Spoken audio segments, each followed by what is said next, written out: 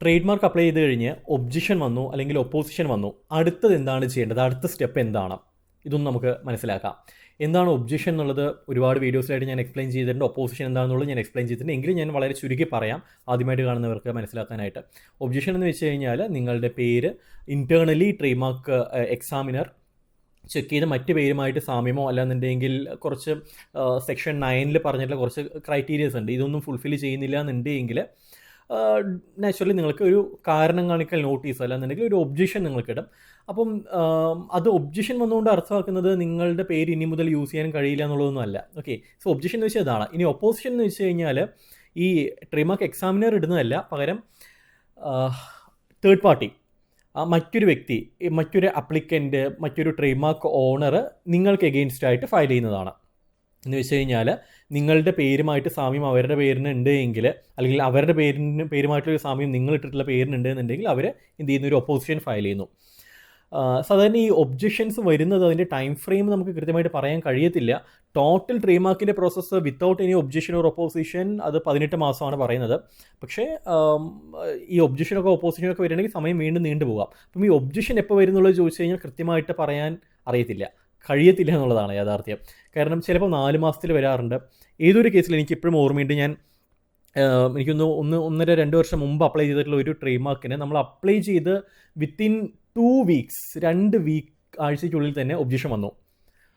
6 മാസം ഇന്നൊരു ക്ലയൻറ്റ് ചോദിക്കുകയായിരുന്നു, 6 മാസമായി അപ്ലൈ ചെയ്തിട്ട് സാർ എന്താ ഇനിയും സ്റ്റാറ്റസ് ഒന്നും മാറിയിട്ടില്ല, ഇപ്പോഴും ഫോർമാലിറ്റി ചെക്ക് പാസ്ഡ് എന്ന് പറഞ്ഞിട്ടാണ് കിടക്കുന്നത് എന്നുള്ളത്. 6 മാസമായിട്ടും ഒന്നും നീങ്ങാത്ത ബ്രാൻഡ്സും ഉണ്ട്. അപ്പോൾ ഇതൊന്നും നമുക്ക് ഒന്നും ചെയ്യാൻ കഴിയത്തില്ല. അപ്പം ചിലപ്പോൾ 8 മാസം, ചിലപ്പോൾ 1 വർഷമാവാം ഈ ഒബ്ജക്ഷൻ വരാനായിട്ട്, അല്ലെങ്കിൽ അതിലൊരു നടപടി ആവാനായിട്ട്. അപ്പം ആ സമയം നമുക്ക് പറയാൻ കഴിയത്തില്ല. ഇനി ഒപ്പോസിഷൻ വരുന്നത് വൺസ് ഈ ഒബ്ജക്ഷനൊന്നും ഇല്ലാതെ മുന്നോട്ടേക്ക് പോയി, അല്ലെങ്കിൽ ഒബ്ജക്ഷൻ വന്ന് അത് ക്ലിയർ ചെയ്ത് പോയി, അവർ ജേർണലിൽ പബ്ലിഷ് ചെയ്യും. അക്സെപ്റ്റഡ് ആൻഡ് അഡ്വർടൈസ്ഡ് എന്ന് പറയുന്നൊരു സ്റ്റാറ്റസ് ആയിരിക്കും കാണാൻ കഴിയുന്നത്. ജേർണലിൽ പബ്ലിഷ് ചെയ്യുന്നത് വെച്ച് കഴിഞ്ഞാൽ എല്ലാ തിങ്കളാഴ്ചയും ഇവർ ജേർണൽ ഇറക്കും. അതായത് ട്രേഡ് മാർക്ക് സൈറ്റിനകത്ത് തന്നെ നിങ്ങൾക്ക് ജേർണൽ കാണാനായിട്ട് കഴിയും. അതിനകത്ത് നിങ്ങളുടെ പേരും നിങ്ങളുടെ ബ്രാൻഡ് നെയിം പബ്ലിഷ് ചെയ്യും. 4 മാസമായിരിക്കും പബ്ലിഷ് ചെയ്യുന്നത്. അപ്പം ഈ 4 മാസത്തിനുള്ളിൽ മറ്റൊരു തേർഡ് പാർട്ടിക്ക് വേണമെന്നുണ്ടെങ്കിൽ ഈ പേരുമായിട്ട് ഞങ്ങളുടെ പേരിന് സാമ്യമുണ്ടല്ലോ എന്ന് പറഞ്ഞിട്ട് വേണമെങ്കിൽ എന്ത് ചെയ്യാം, അവർക്ക് ഒപ്പോസിഷൻ ഫയൽ ചെയ്യാം. വൺസ് ഒപ്പോസിഷൻ ഫയൽ ചെയ്ത് കഴിഞ്ഞാൽ നമ്മൾ അതുമായി മുന്നോട്ടേക്ക് പോകേണ്ടതായിട്ട് വരും. റിപ്ലൈ കൊടുത്തില്ല എന്നുണ്ടെങ്കിൽ നമ്മുടെ പേര് അബാൻഡൻ ആയിട്ട് പോകും, നമുക്കത് പിന്നീടൊന്നും ചെയ്യാൻ കഴിയത്തില്ല. സോ ഇനി ഒബ്ജക്ഷൻ വന്നു കഴിഞ്ഞാൽ നമ്മൾ എന്ത് ചെയ്യണം? ഒബ്ജക്ഷൻ വന്നു കഴിഞ്ഞാൽ ഒബ്ജക്ഷൻ വന്ന ഡേ മുതൽ 30 ദിവസത്തിനുള്ളിൽ നമ്മളതിനുള്ള മറുപടി ഫയൽ ചെയ്യണം.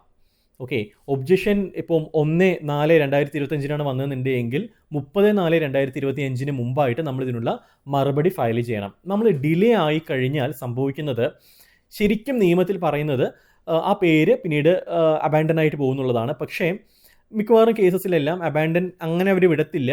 ഇപ്പം 1 വർഷമായിട്ടും ഒബ്ജക്ഷന് റിപ്ലൈ ഫയൽ ചെയ്യാത്ത ടീംസ് ഉണ്ട്. അപ്പോൾ അവർക്ക് ഇപ്പോഴും അബാൻഡൻ ആയിട്ടില്ല, ഇപ്പോഴും അവർക്ക് ഒബ്ജക്ഷനിൽ റിപ്ലൈ ഫയൽ ചെയ്യാനുള്ള പ്രൊവിഷൻ ഉണ്ട്. പക്ഷേ അങ്ങനെ ഫയൽ ചെയ്ത് കഴിഞ്ഞാൽ അടുത്ത സ്റ്റേജ്, അതായത് ഹിയറിങ്ങിലേക്ക് പോകും. ഓക്കെ, സോ 1 മാസമാണ് കാലാവധി, അതിനുള്ളിൽ നമ്മളുള്ള മറുപടി ഫയൽ ചെയ്യണം. ഇനി മറുപടി ഫയൽ ചെയ്ത് കഴിഞ്ഞാൽ 2 എണ്ണത്തിൽ ഏതെങ്കിലും ഒരെണ്ണം സംഭവിക്കാം. ഒന്നില്ലാന്നുണ്ടെങ്കിൽ ഇമീഡിയറ്റ്ലി അല്ല പറയുന്നത്, ഫയൽ ചെയ്ത് കഴിഞ്ഞാൽ അടുത്ത ദിവസം തന്നെ ഇതിൻ്റെ സ്റ്റാറ്റസ് മാറുന്നുള്ളതല്ല. It will take time. Maybe അത് കുറച്ച് മാസങ്ങൾ എടുത്തുകൊണ്ട് വരാം അത് ചെക്ക് ചെയ്ത് പരിഗണിക്കാനായിട്ട്. കാരണം ലക്ഷക്കണക്കിന് അപ്ലിക്കേഷൻസാണ് ഉള്ളത്. അപ്പം അതെല്ലാം മാനുവലിയാണ് അവിടെ ചെയ്യുന്നത്, എക്സാമിനറാണ് ചെയ്യുന്നത്. അപ്പോൾ ഇതെല്ലാം അവർക്ക് എത്തിപ്പെടാനായിട്ടുള്ളൊരു സമയം എടുക്കുന്നുണ്ട്. ഇപ്പോഴും നമ്മൾ ട്രഡീഷണൽ വേയിൽ തന്നെയാണ് പോയിക്കൊണ്ടിരിക്കുന്നത്, അതിൻ്റെ ഒരു പ്രശ്നമാണ്. അപ്പം ഒന്നില്ലെങ്കിൽ അത് അക്സെപ്റ്റ് ചെയ്യാം, അല്ലാന്നുണ്ടെങ്കിൽ അവർ അടുത്ത ഹിയറിങ്ങിന് ഇടാനായിട്ടുള്ള സാധ്യതയുണ്ടാവും. ഇനി ഒപ്പോസിഷനാണ് വരുന്നതെന്നുണ്ടെങ്കിൽ ഇവിടെയാണ് എല്ലാവർക്കും ഒരു പേടി. ഒപ്പോസ് ചെയ്തു, ടാറ്റ ഒപ്പോസ് ചെയ്തു, PNG ഒപ്പോസ് ചെയ്തു, സൺഫാർമ ഒപ്പോസ് ചെയ്തു. ഇതൊക്കെ ഭയങ്കര വലിയ വലിയ കമ്പനീസാണ്. ഇവർ നമുക്ക് എഗെയിൻസ്റ്റ് ആയിട്ട് മൂവ് ചെയ്തു, നമ്മൾ എന്ത് ചെയ്യും? ഒപ്പോസിഷൻ വൺസ് വന്നു കഴിഞ്ഞാൽ, ഒപ്പോസിഷൻ്റെ ലെറ്റർ നിങ്ങൾക്ക് കിട്ടിക്കഴിഞ്ഞാൽ അന്ന് മുതൽ 2 മാസത്തിനുള്ളിൽ നമ്മളതിന് ഉള്ള മറുപടി ഫയൽ ചെയ്യണം. ഒബ്ജക്ഷൻ പോലെ ആ സമയം കഴിഞ്ഞിട്ട് നിങ്ങൾ മറുപടി ഫയൽ ചെയ്തില്ലെങ്കിൽ പിന്നെയും ഓപ്പർച്യൂണിറ്റീസ് ഇല്ല. Within 2 months you have to file the reply. അത് ലേറ്റ് ആയി കഴിഞ്ഞാൽ അടുത്ത കുറച്ച് 3-4 ഡേയ്സിൽ അത് അബാൻഡൻ ആയിട്ട് പോകും. ചിലപ്പോൾ ഒരു മാസമൊക്കെ എടുത്തുകൊണ്ട് വരാം. ഞാൻ കൃത്യമായിട്ട് സമയത്തിന് ഇത് പറയുന്നില്ല, ഇവിടുത്തെ രീതികൾ അങ്ങനെ ആയതുകൊണ്ട് തന്നെ. അപ്പം ആ ഒരു ടൈം ഫ്രെയിം 2 മാസത്തിനുള്ളിൽ നമ്മൾ മറുപടി ഫയൽ ചെയ്യുന്നു. മറുപടി ഫയൽ ചെയ്ത് കഴിഞ്ഞാൽ ഒപ്പോസിഷൻ കൗണ്ടർ സ്റ്റേറ്റ്മെൻറ്റ് എന്നാണ് അതിനെ പറയുന്നത്. ഫയൽ ചെയ്ത് കഴിഞ്ഞാൽ ആ ഫയൽ ചെയ്ത ഡേറ്റ് മുതൽ 2 മാസത്തിനുള്ളിൽ ഈ ഒപ്പോണൻ്റ് ഉണ്ടല്ലോ, ആരാണ് നമുക്ക് എഗെയിൻസ്റ്റ് ആയിട്ട് ഒപ്പോസ് ചെയ്ത്, അവർ എവിഡൻസ് പ്രൊവൈഡ് ചെയ്യണം. എവിഡൻസ്, അതായത് അവരുടെ സ്ഥാപനം ഇത്ര കാലമായിട്ട് യൂസ് ചെയ്യുന്നതാണ്, ഇതെന്നൊക്കെ പറഞ്ഞിട്ട് എല്ലാ തെളിവുകളും വെച്ചുകൊണ്ട് എവിഡൻസ് നമുക്ക് അപ്ലൈ ചെയ്യണം. മീൻസ് അവർ സബ്മിറ്റ് ചെയ്യണം 2 മാസത്തിനുള്ളിൽ. ആ 2 മാസത്തിനുള്ളിൽ എവിഡൻസ് സബ്മിറ്റ് ചെയ്ത് കഴിഞ്ഞാൽ ആ സബ്മിറ്റ് ചെയ്തത് മുതൽ വീണ്ടും ഒരു 2 മാസത്തിനുള്ളിൽ ഇതിനുള്ള മറുപടി നമ്മൾ ഫയൽ ചെയ്യണം. നമ്മുടെ ഭാഗത്തുനിന്നുള്ള എവിഡൻസ് നമ്മൾ സബ്മിറ്റ് ചെയ്യണം. അത്തരത്തിൽ സബ്മിറ്റ് ചെയ്ത് കഴിഞ്ഞാൽ ദെൻ ആ സബ്മിഷൻ ഡേറ്റ് മുതൽ 1 മാസത്തിനുള്ളിൽ, 1 മാസം 2 മാസമല്ല, 1 മാസത്തിനുള്ളിൽ ഈ ഒപ്പോണൻ്റ് എന്ത് ചെയ്യണം, നമുക്ക് തിരിച്ച് അതിനുള്ള മറുപടി ഫയൽ ചെയ്യണം. ഇതാണ് അതിൻ്റെ പ്രോസസ്സ്. അങ്ങനെ ഫയൽ ചെയ്ത് കഴിഞ്ഞാൽ ബാക്കി IP ഡിപ്പാർട്ട്മെൻ്റ് ആയിരിക്കും ഡിസൈഡ് ചെയ്യുന്നത്. ആരുടെ ഭാഗത്താണ് ന്യായം നോക്കിയിട്ടായിരിക്കും അത് ട്രേഡ് മാർക്ക് ഇഷ്യൂ ചെയ്യണോ വേണ്ടതെന്നുള്ളത് ഡിസൈഡ് ചെയ്യുന്നത്. ഇൻ കേസ് ഇതിൽ പറഞ്ഞിട്ടുള്ള എവിഡൻസ് അവർ പ്രൊവൈഡ് ചെയ്തില്ല എന്ന് വിചാരിക്കുക, ദെൻ ഈ ഒപ്പോസിഷൻ എന്ന് പറയുന്നത് ക്യാൻസലായിട്ട് പോകും. നമുക്ക് പേര് രജിസ്റ്റർ ചെയ്ത് കിട്ടാനായിട്ട് സാധ്യത കൂടുതലായിരിക്കും. ഇതാണ് അതിൻ്റെ പ്രോസസ്സ്. നിങ്ങൾ ഭയങ്കര കോംപ്ലിക്കേറ്റഡ് ആയിട്ടൊന്നും ചിന്തിക്കേണ്ട ആവശ്യം വരുന്നില്ല.